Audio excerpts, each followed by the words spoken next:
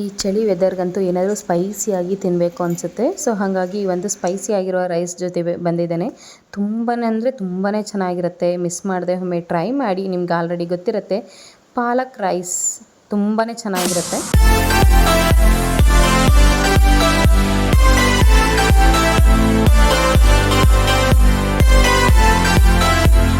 Hi hello ನಮಸ್ಕಾರ, welcome to home recipes. ಎಲ್ಲರೂ ಹೇಗಿದ್ದೀರಾ? ಐ ಹೋಪ್ ಚೆನ್ನಾಗಿದ್ದೀರಾ ಅಂತ ಭಾವಿಸ್ತೀನಿ. ಬನ್ನಿ ರೆಸಿಪಿನ ಸ್ಟಾರ್ಟ್ ಮಾಡುವ. ರೆಸಿಪಿ ಮಾಡೋದಕ್ಕೆ ಒಂದು ಕಟ್ಟು ಪಾಲಕ್ ಸೊಪ್ಪನ್ನ ತೊಗೊಂಡಿದ್ದೀನಿ, 1 ಬೌಲ್ನಷ್ಟು ಪನ್ನೀರು, ಹಾಗೆ 1 ಕಪ್ನಷ್ಟು ಹಸಿ ಬಟಾಣಿನ ತೊಗೊಂಡಿದ್ದೀನಿ. ಜೊತೆಗೆ ಸ್ವಲ್ಪ ಈರುಳ್ಳಿ, ಬೆಳ್ಳುಳ್ಳಿ, ಹಾಗೆ ಶುಂಠಿ, ಒಂದು 4 ರಿಂದ 5 ಹಸಿಮೆಣಸಿನ್ಕಾಯಿ, ಚಕ್ಕೆ, ಲವಂಗ, ಪಲಾವ್ ಎಲೆ, ಹಾಗೆ 1 ಟೇಬಲ್ ಸ್ಪೂನಷ್ಟು ಜೀರಿಗೆನ ತೊಗೊಂಡಿದ್ದೀನಿ. ಅದ್ರ ಜೊತೆಗೆ 1 ಕಟ್ನಷ್ಟು ನಾನು ಪಾಲಕ್ ಸೊಪ್ಪನ್ನ ಕಟ್ ಮಾಡಿ ಇಟ್ಕೊಂಡಿದ್ದೀನಿ.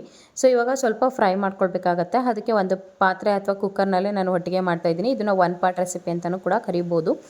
ಸೊ ತುಪ್ಪ ಬಿಸಿ ಆದ ತಕ್ಷಣ ನಾವು ಪನ್ನೀರ್ ಏನು ತೊಗೊಂಡಿದ್ವಿ ಆ ಪನ್ನೀರನ್ನ ಹಾಕ್ಕೊಂಡು ಫ್ರೈ ಮಾಡ್ಕೊಳ್ಬೇಕಾಗತ್ತೆ. ಜಸ್ಟ್ ಒಂದು 30 ಸೆಕೆಂಡ್ಸು ಲೋ ಟು ಮೀಡಿಯಮ್ ಫ್ಲೇಮಲ್ಲಿ ಇಟ್ಕೊಂಡು ಫ್ರೈ ಮಾಡ್ಕೊಳ್ಬೇಕು. ಫ್ರೈ ಮಾಡ್ಕೊಳ್ಳೋದಕ್ಕೆ ಸ್ವಲ್ಪ ಅರಿಶಿನ ಹಾಗೆ ಸ್ವಲ್ಪ ಗರಂ ಮಸಾಲ ಹಾಕ್ಕೊಂಡು ಫ್ರೈ ಮಾಡಿ ಎತ್ತಿಟ್ಕೊಳ್ಬೇಕಾಗತ್ತೆ. ತುಂಬಾ ಚೆನ್ನಾಗಿರುತ್ತೆ. ಅದ್ರ ಜೊತೆಗೆ ಇನ್ನೊಂದು ಟೇಬಲ್ ಸ್ಪೂನ್ ತುಪ್ಪನ ಹಾಕ್ಕೊಂಡು ಮಸಾಲೆನ ಹುರ್ಕೊಳ್ತಾ ಇದ್ದೀನಿ. ಮಸಾಲೆ ಹುರ್ಕೊಳ್ಳೋದಕ್ಕೆ ಒಂದು ಶುಂಠಿ ಏನು ತೊಗೊಂಡಿದ್ದೀವಿ 1 ಇಂಚಷ್ಟು ಶುಂಠಿ, ಹಾಗೆ ಒಂದು 6 ರಿಂದ 7 ಎಸ್ಲು ಬೆಳ್ಳುಳ್ಳಿನ ತೊಗೊಂಡಿದ್ದೀನಿ. ಹಾಗೆ ನೀವು ಖಾರ ನೋಡಿಕೊಂಡು ಹಸಿಮೆಣ್ಸಿನ್ಕಾಯಿನ ಸೇರಿಸ್ಕೊಳ್ಬೇಕಾಗತ್ತೆ. ನಾನು ಒಂದು 6 ರಿಂದ 7 ಹಸಿಮೆಣ್ಸಿನ್ಕಾಯಿನ ತೊಗೊಂಡಿದ್ದೀನಿ. ಅದ್ರ ಜೊತೆಗೆ 1 ಕಟ್ನಷ್ಟು ಪಾಲಕ್ ಸೊಪ್ಪನ್ನ ತೊಗೊಂಡಿದ್ದೀನಿ. ಪಾಲಕ್ ಸೊಪ್ಪು ನೀವು ನೋಡ್ತಾ ಇರ್ಬೋದು, ಆಲ್ಮೋಸ್ಟ್ ನಾನು ಯಾವುದೇ ಸೊಪ್ಪುಗಳಾಗಿರ್ಬೋದು, ತರಕಾರಿಗಳಾಗ್ಬೋದು, ಮ್ಯಾಕ್ಸಿಮಮ್ಮು ನಮ್ಮ ಗಾರ್ಡನ್ನಲ್ಲೇ ಬೆಳೆದಿರೋವಂಥದ್ದು ಸೊಪ್ಪುಗಳನ್ನ ತೊಗೊಂಡಿರ್ತೀನಿ. ಅಂಗಡಿಯಲ್ಲಿ ತರೋವಂಥದ್ದು ತುಂಬಾ ಕಡಿಮೆ. ನೀವು ಸಾಧ್ಯವಾದಷ್ಟು ಪಾಟ್ಗಳು ಅಥವಾ ಗಾರ್ಡನ್ನಲ್ಲಿ ಬೆಳೆದು ತಿನ್ನೋದ್ರಿಂದ ನಮ್ಮ ಆರೋಗ್ಯ ಕೂಡ ತುಂಬಾ ಚೆನ್ನಾಗಿರುತ್ತೆ. ಸೊಪ್ಪು ಬೆಂದ ನಂತರ ಅದನ್ನು ತಣ್ಣಗಾಗಲಿಕ್ಕೆ ಬಿಡೋಣ. ತಣ್ಣಗಾದ ನಂತರ ಅದನ್ನು ರುಬ್ಕೊಳ್ಬೇಕಾಗತ್ತೆ. ರುಬ್ಲಿಕ್ಕೆ 1 ಟೇಬಲ್ ಸ್ಪೂನ್ ಆಗುವಷ್ಟು ಉಪ್ಪು, 2 ಚಕ್ಕೆ, 2 ಲವಂಗನ ಹಾಕ್ಕೊಂಡು ಫೈನ್ ಪೇಸ್ಟ್ ಮಾಡ್ಕೊತಾ ಇದ್ದೀನಿ. ಸೊ ನಂತರ ಒಂದು ಕುಕ್ಕರ್ನ ಬಿಸಿ ಇಟ್ಕೊಂಡು ಅದಕ್ಕೆ ಒಂದು 2 ರಿಂದ 3 ಟೇಬಲ್ ಸ್ಪೂನ್ ಆಯಿಲ್ನ ಹಾಕೋತಾ ಇದ್ದೀನಿ. ಆಯಿಲ್ ಬಿಸಿ ಆದ ನಂತರ ನಾವು ಮಸಾಲ ಸ್ಪೈಸಸ್ ಏನು ತೊಗೊಂಡಿದ್ವಿ ಅದನ್ನು ಹಾಕ್ಕೋಬೋದು. ನಾನಿಲ್ಲಿ ಸಿಂಪಲಾಗಿ ಮಸಾಲೆನ ತೊಗೊಂಡಿದ್ದೀನಿ. 1 ಟೇಬಲ್ ಸ್ಪೂನ್ ಜೀರಿಗೆ, ಹಾಗೆ ಚಕ್ಕೆ, ಲವಂಗ, 1 ಏಲಕ್ಕಿನ ಹಾಕ್ಕೊಂಡು ಸ್ವಲ್ಪ ಫ್ಲೇವರ್ ಬಿಡೋವರೆಗೂ ಫ್ರೈ ಮಾಡ್ಕೊಳ್ಳೋಣ.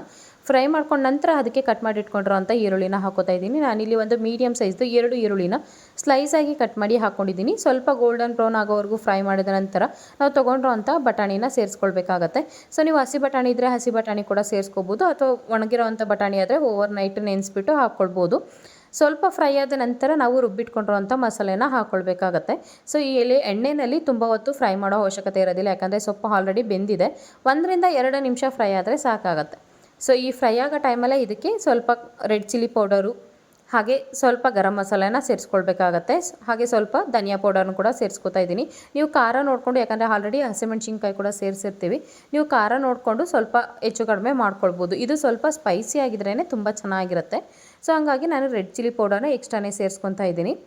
ಸೊ ಇವೆಲ್ಲವೂ ಸೇರಿಸಿ ನೀಟಾಗಿ ಮಿಕ್ಸ್ ಮಾಡ್ಕೊಳ್ಬೇಕಾಗತ್ತೆ. ಮಿಕ್ಸ್ ಮಾಡಿಕೊಂಡು 1 ರಿಂದ 2 ನಿಮಿಷ ಫ್ರೈ ಆಗಲಿಕ್ಕೆ ಬಿಡಬೇಕು. ಎಣ್ಣೆ ಸಪ್ರೇಟ್ ಆಗೋವರೆಗೂ. ಇದು ಸೊಪ್ಪಿಂದ ಹಸಿ ವಾಸನೆ ಏನಿರುತ್ತೆ ಅದೆಲ್ಲ ಹಸಿ ವಾಸನೆ ಹೋಗಿ ಚೆನ್ನಾಗಿ ಫ್ರೈ ಆದರೆ ಒಂದೊಳ್ಳೆ ಘಮ ಕೊಡುತ್ತೆ. ಸೊ ಅದು ಫ್ರೈ ಆಗೋ ಅಷ್ಟರಲ್ಲಿ ನಾನು ಇಲ್ಲಿ ಅಕ್ಕಿನ ತೊಳೆದಿಟ್ಕೋತಾ ಇದ್ದೀನಿ. ನಾನು ಇಲ್ಲಿ ಅಕ್ಕಿ ಮಾಮೂಲಿ ಡಿಪೋ ಅಕ್ಕಿ ತೊಗೊಂಡಿದ್ದೀನಿ. ಸೊ ನೀವು ಜೀರಾ ರೈಸು ಅಥವಾ ಸೋನಮ್ ಯಾವ್ದು ಕೂಡ ತೊಗೋಬೋದು, ತುಂಬಾ ಚೆನ್ನಾಗಿರುತ್ತೆ. ನಾನು ಮನೆಯಲ್ಲಿ ಯಾವುದಿರುತ್ತೆ ಅದನ್ನೇ ಹಾಕಿ ತೋರಿಸ್ಕೊಡ್ತಾ ಇದ್ದೀನಿ. ಸೊ ನಾನು 1 ಲೋಟ ಅಕ್ಕಿಗೆ 2 ಕಪ್ಪು ಅಳತೆನಲ್ಲಿ ನೀರನ್ನ ತೊಗೊಂಡಿದ್ದೀನಿ. ಸೊ ಈ ಮೆಜರ್ಮೆಂಟಲ್ಲಿ ಹಾಕೋದ್ರಿಂದ ಉದುದ್ರಾಗಿ ಸಾಫ್ಟಾಗಿ ಬರುತ್ತೆ, ಎಲ್ಲೂ ಕೂಡ ಮುದ್ದೆ ಆಗೋದಿಲ್ಲ, ಅನ್ನ ಸಾಫ್ಟಾಗಿ ಬೇಯುತ್ತೆ.